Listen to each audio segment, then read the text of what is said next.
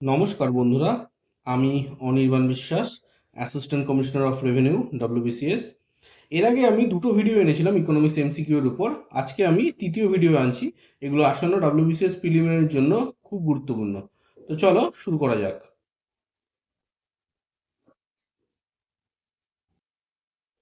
M1 বলতে কি বোঝায়? তো ধরুন আপনি বাজারে সবজি কিনবেন, চা খাবেন, রিক্সা ভাড়া দেবেন, তাহলে আপনি কোন টাকা ব্যবহার করবেন? সেটা হচ্ছে ক্যাশ, অর্থাৎ সেভিংস অ্যাকাউন্ট থেকে তৎক্ষণাৎ তোলা যায় এমন টাকা। সেটাই হচ্ছে M1, যেটা হচ্ছে currency with the public plus demand deposit এবং আরবিআই এর সঙ্গে থাকা অন্যান্য ডিপোজিটস। তাই M1 কে বলে ন্যারো মানি, কারণ এখানে শুধু টাকা ধরা হয় যেগুলো সঙ্গে সঙ্গে খরচ করা যাবে। ভেলোসিটি অফ মানি বলতে কি বোঝায়? ধরুন আপনার পকেটে 100 টাকা আছে, আপনি সেটা দিয়ে চা খেলেন, চায়ের দোকানদার সেই 100 টাকা দিয়ে দুধ কিনলো, দুধওয়ালা আবার সেই টাকা দিয়ে বাজার করলো। তাইলে এই 100 টাকা বারবার ঘুরছে একজনের থেকে আরেকজনের হাত থেকে। তাহলে এই যে একটা টাকা বারবার ঘুরছে, এই ঘোরাটাকেই বলছে ভেলোসিটি অফ মানি। তাহলে অপশন বি। ডিমান্ড পুল ইনফ্লেশন কেন হয়? ডিমান্ড পুল মানে হচ্ছে চাহিদা টেনে দামকে উপরে তুলছে। যেমন ধরো সবাই আজকে আইফোন কিনতে চাইছে, কিন্তু আইফোনের সাপ্লাই হচ্ছে সীমিত। তাহলে কি হবে? দামটা বাড়বে। কেন? মানুষের হাতে বেশি টাকা, চাহিদা বেশি কিন্তু সাপ্লাই কম, সেজন্য দামটা টেনে উঠে যাচ্ছে। তাহলে এটা অপশন হবে option C, rise in aggregate demand. Cost push inflation এটা কেন হয়? এটার মানে হচ্ছে খরচ ঠেলে দামটাকে বাড়িয়ে দিচ্ছে। যেমন ধরা লেবারদের মজুরি বেড়ে গেল, বিদ্যুতের দাম বেড়ে গেল, কাঁচামালের দাম বেড়ে গেল, তাহলে কোম্পানি ধরুন কি করবে? নিজের লাভটাকে বাঁচিয়ে রাখার জন্য প্রোডাক্টের দামটাকে বাড়িয়ে দেবে। তাহলে যেহেতু প্রোডাকশন কস্টটা বাড়ছে, তাই সেই খরচটা কাস্টমারদের ঘাড়ে চাপছে। যেমন পেট্রোল ডিজেলের দাম বাড়লে সব জিনিসের দাম কিন্তু বাড়ে। তাহলে এটা basically increase in factor prices. আচ্ছা, এর মধ্যে কোনটা রিটেল ইনফ্লেশনকে, কোন ইন্ডেক্সটা মেজার করে? তো বন্ধুরা, আপনি যখন বাজারে যান, চাল, ডাল, তেল, দুধ এগুলোর জন্য যে দাম দিচ্ছেন সেটা হচ্ছে রিটেল প্রাইস। তো এই রিটেল প্রাইসের ভিত্তিতে যে ইনফ্লেশন মাপা হচ্ছে সেটা হচ্ছে কনজিউমার প্রাইস ইন্ডেক্স, সিপিআই। তাহলে ইনফ্লেশন টার্গেটিং এর জন্য ইন্ডিয়া কোন সিপিআই সিরিজটা ব্যবহার করছে? তো বিষয়টা হচ্ছে আরবিআই যখন ইনফ্লেশন টার্গেট করে তখন আরবান এবং রুরাল দুটো মিলিয়েই দেখে, এবং এই মিলিত ইন্ডেক্সটাই হচ্ছে CPI combined. Option C. Deflation মানে কি? ইনফ্লেশন মানে দাম বাড়া, ডিফ্লেশন মানে দাম কমা। কিন্তু শুনতে ভালো লাগলেও এটা ইকোনমির জন্য কিন্তু খুব ডেঞ্জারাস। কেননা ডিফ্লেশনে মানুষ কেনা বন্ধ করে দেয়, এর ফলে বিজনেসটা ক্ষতিগ্রস্ত হয়। তাই ডিফ্লেশন হচ্ছে fall in general prices. Stagflation occurs when, এটা হবে high inflation plus low output.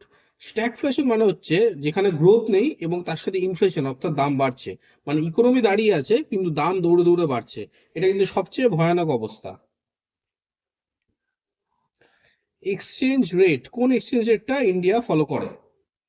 তো এটার উত্তর হচ্ছে ম্যানেজড ফ্লোটিং। এটার মানে কি? এটা ফুললি ফিক্সডও নয় আবার ফুললি ফ্রিও নয়, মার্কেট ফোর্সের উপর ডিপেন্ড করে এই এক্সচেঞ্জ রেটটা ওঠানামা করে, কিন্তু মাঝে মাঝে আবার আরবিআই এটাকে কন্ট্রোলও করে। তাই এটাকে ম্যানেজ ফ্লোটিং বলা হচ্ছে। A fall of rupee from 75 to 80 per US dollar implies, এটা হচ্ছে রুপির ডেপ্রিসিয়েশন। তার কারণ কি? আগে $1 ছিল 75 টাকা, এখন $1 হচ্ছে 80 টাকা। তার মানে একই ডলারের জন্য এখন বেশি টাকা লাগছে, তার মানে টাকা দুর্বল হয়ে পড়েছে, টাকার ভ্যালুটা কমে গেছে। তাহলে রুপি ডেপ্রিসিয়েশন। এইচডিআর কে ইস্যু করছে? তাহলে এই এইচডিআরটা কি? এইচডিআর হচ্ছে স্পেশাল ড্রয়িং রাইটস, যেটা একটা এটিএম এর মতো। এটা কোনো সাধারণ টাকা নয়, এটা একটা ইন্টারন্যাশনাল রিজার্ভ অ্যাসেট। যখন কোনো দেশ আর্থিক সমস্যায় পড়ে, অর্থাৎ ডলার নেই, ফরেক্স কমে গেছে, তখন সে আইএমএফ মানে ইন্টারন্যাশনাল মনিটারি ফান্ডের কাছে যেতে পারে, এবং আইএমএফ তখন তাকে এইচডিআর এর মাধ্যমে লোন দিয়ে সাহায্য করতে পারে। ফরেক্স রিজার্ভের মধ্যে কি কি ইনক্লুডেড হচ্ছে? তো এখানে গোল্ড, এইচডিআর এবং অল ফরেন কারেন্সি অ্যাসেট সবকটাই হবে এখানে, অল অফ দিস।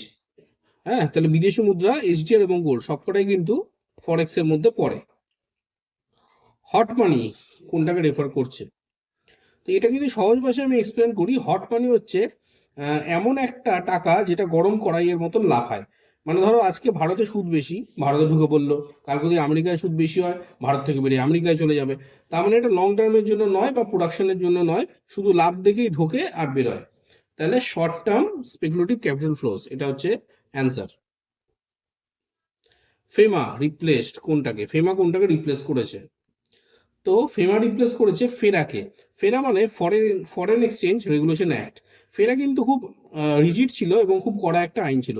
1991 পরে যখন লিবারালাইজেশন হলো, তখন ইকোনমি অনেক ফ্লেক্সিবল হয়ে পড়লো এবং তখন একটা ইউজার ফ্রেন্ডলি আইনের দরকার পড়লো। তো তখনই আসে FEMA, foreign exchange management act. এর মধ্যে কোন বডিটা ফরেন এক্সচেঞ্জকে ইন্ডিয়াতে রেগুলেট করে? তাহলে এই ডলার কেনা বেচা, ফরেক্স মার্কেট রেগুলেশন, ফেমা ইমপ্লিমেন্টেশন, এগুলো সব দেখে কিন্তু আরবিআই। আমার ফাইন্যান্স মিনিস্ট্রি পলিসি বানায়, সেবি কি করে স্টক মার্কেটকে দেখে, কমার্স ট্রেড দেখে, কিন্তু ফরেক্স কন্ট্রোল করছে RBI, reserve bank of India. এর মধ্যে কোনটা মানি মার্কেটের ইনস্ট্রুমেন্ট নয়? তো বেসিক্যালি মানি মার্কেট মানে কি? মানি মার্কেট মানে হচ্ছে একটা শর্ট টার্ম মানি, যেটা 1 বছরের কমের জন্য নেওয়া হচ্ছে। তো ওই শর্ট টার্ম মানির মধ্যে কি কি পড়ছে? ট্রেজারি বিলস, কমার্শিয়াল পেপারস এবং সার্টিফিকেট অফ ডিপোজিটস। কিন্তু এই ইকুইটি শেয়ারস, এগুলো বেসিক্যালি ওনারশিপ এবং লং টার্ম ইনভেস্টমেন্ট। তাহলে শেয়ারস কিন্তু একটা ওনারশিপ, এটা কিন্তু কোনো মানি মার্কেট নয়। কল মানি মার্কেট কিসে ডিল করে প্রাইমারিলি? তো কল মানি মানে হচ্ছে আজকে নিলাম এবং কালকে ফেরত দিলাম, মানে একেবারে ওভারনাইট বোরোয়িং এবং হচ্ছে লেন্ডিং। মানে ব্যাংকগুলো যখন একদিনের জন্য টাকা চায়, তখন এই কল মানি মার্কেটে কিন্তু যায়। হ্যাঁ, তাহলে এটা short term overnight funds. CRR is maintain with, এটা তোমরা সবাই পারবে আশা করি, এটা এক্সপ্লেন করার দরকার নেই। Option 1 RBI. কমার্শিয়াল পেপারের মিনিমাম ম্যাচুরিটি কত দিনের হয়? তাহলে কমার্শিয়াল পেপার হচ্ছে বেসিক্যালি একটা শর্ট টার্ম আনসিকিউরড লোন। এর মিনিমাম সময় হচ্ছে 7 দিন। এর বেশি কিন্তু হতে পারে, কিন্তু 7 দিনের কম কিন্তু কোনোভাবেই হবে না। Treasury bill are issued at. তাই ট্রেজারি বিল হচ্ছে, ট্রেজারি বিল কিন্তু কখনো ইন্টারেস্ট দেয় না। এগুলো একটু কম দামে পাওয়া যায় এবং যখন ম্যাচুরিটি হয় তখন পুরো 100 টাকা পাওয়া যায়। ধরুন আপনি 95 টাকা দিলেন এবং ম্যাচুরিটিতে 100 টাকা পেলেন, তাহলে 5 টাকা হচ্ছে আপনার লাভ, এবং এই সিস্টেমটাই হচ্ছে ডিসকাউন্ট। ক্যাপিটাল মার্কেটকে এর মধ্যে কে রেগুলেট করে, কোন সংস্থা? তাহলে ক্যাপিটাল মার্কেট মানে কি আগে জানতে হবে। Share market, debentures, mutual funds এবং আইপিও, এইসব মিলিয়ে হচ্ছে ক্যাপিটাল মার্কেট।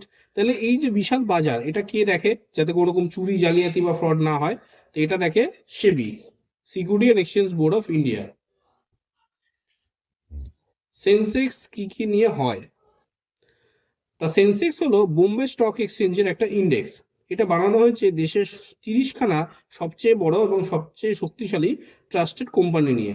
তাহলে সেন্সেক্স উঠছে মানে দেশের টপ 30টা কোম্পানি ভালো রেজাল্ট করছে। ঠিক একই হচ্ছে নিফটি। নিফটি হচ্ছে 50টা, সেন্সেক্স 30টা নিয়ে হয়। নিফটি হচ্ছে ন্যাশনাল স্টক এক্সচেঞ্জের 50টা লিডিং কোম্পানিজ নিয়ে তৈরি একটা ইন্ডেক্স। তাহলে এটা হচ্ছে 50। ব্রাউনফিল্ড এফডিআই, আচ্ছা এটা হবে অপশন বি। হ্যাঁ, এটা বুঝিয়ে বলছি। দুটো শব্দ খুব গুরুত্বপূর্ণ, একটা হচ্ছে গ্রিন ফিল্ড, একটা হচ্ছে ব্রাউন ফিল্ড। গ্রিন ফিল্ড মানে একেবারে নতুন ফ্যাক্টরি, নতুন প্ল্যান্ট এবং নতুন ইনভেস্টমেন্ট।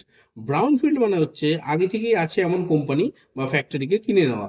ধরুন বিদেশি কোনো কোম্পানি এসে ভারতের একটা চলতি কোম্পানিকে কিনে নিল, এটা হচ্ছে ব্রাউন ফিল্ড এফডিআই।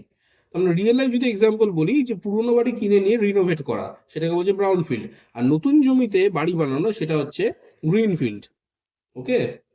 আচ্ছা, আজকে লাস্ট কোশ্চেন হচ্ছে বানাক অ্যাসিওরেন্স রেফারেন্স টু। বানাক অ্যাসিওরেন্স বলতে কি বোঝায়? তো এই কোশ্চেনটার মধ্যেই বোঝা যাচ্ছে বানাক অ্যাসিওরেন্স মানে হচ্ছে bank plus insurance equal to bancassurance. ঠিক আছে, মানে ব্যাংক নিজের কাউন্টারে ইন্স্যুরেন্স পলিসি বিক্রি করছে। আর যদি আপনি ব্যাংকে এফডি করতে গেলেন, ব্যাংক কি বলে, স্যার একটা লাইফ ইন্স্যুরেন্স আছে নেবেন? দেখবে বেশিরভাগই বলে এটা কি বলে, বানাক অ্যাসিওরেন্স। এটা কি বলে, তোমার অ্যাক্সিস ব্যাংক হোক, এইচডিএফসি ব্যাংক হোক, সব ব্যাংকেরই দেখবে ইন্স্যুরেন্স আছে। তাহলে ইন্স্যুরেন্স কোম্পানির প্রোডাক্ট যেটা ব্যাংকের মাধ্যমে বিক্রি হচ্ছে। ঠিক আছে, তাহলে এটা উত্তর হচ্ছে অপশন বি।